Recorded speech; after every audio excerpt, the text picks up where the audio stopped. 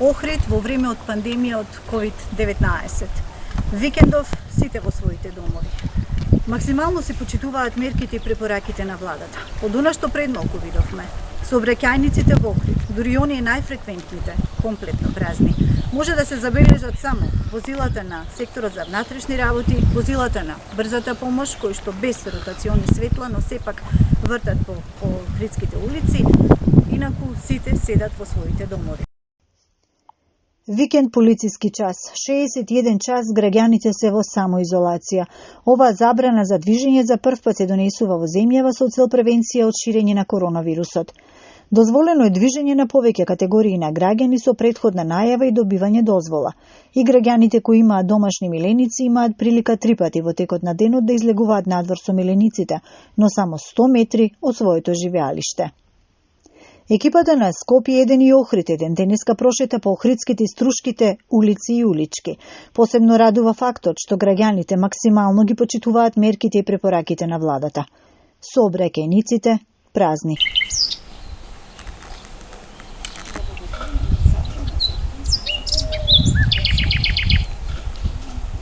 Тука сме пред општинската зграда. Во време кога знаете како изгледа општинската зграда, најфреквентното место во текот на целата недела. Денеска потполно празна. Само да подсетиме дека градоначалникот на општина Охрид вчера имаше видео обраќање кој што ги пренесе мерките на општинскиот кризен штаб, кој што побара да се забрани од владата и од владиниот централен кризен штаб да се забрани влез во Охрид со цел да се спречи ширењето на COVID-19. Екипите на СВР Охрид максимално успешно си ја извршуваат својата работа. Контролни пунктови низ градот и на самиот излез и влез.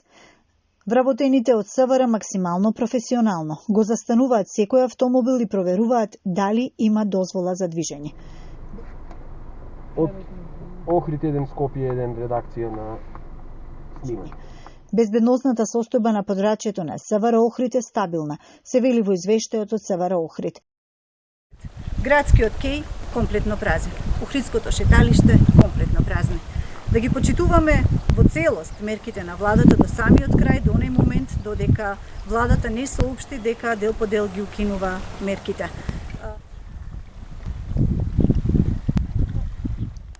Охрид не го личи вака. Празно, тивко, но ќе се издржи. Ваква мерка ќе има и следниот викенд, кога се празнуваат великденските празници.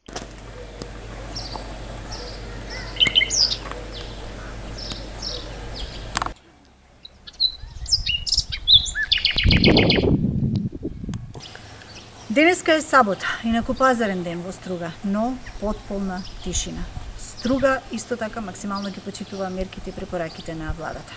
Сигурно ќе се сетите на фотографија која што се ширеше чина пред 2 недели на социјалните мрежи, кога беа активни мерките на владата, но сепак стружани тогаш покажаа големо непочитување. Таа сабота навистина беше раздвижено тука и премногу критики претрпеа сите оние кои што не ги почитуваат тие мерки. Но затоа, после се она што го изгледавме по медиумите, дали од странство, дали од нашите блиски соседи или тука од кај нас, од она што во моментов не се случува, сега мерките се почитуваат и во Струга, за пофалба.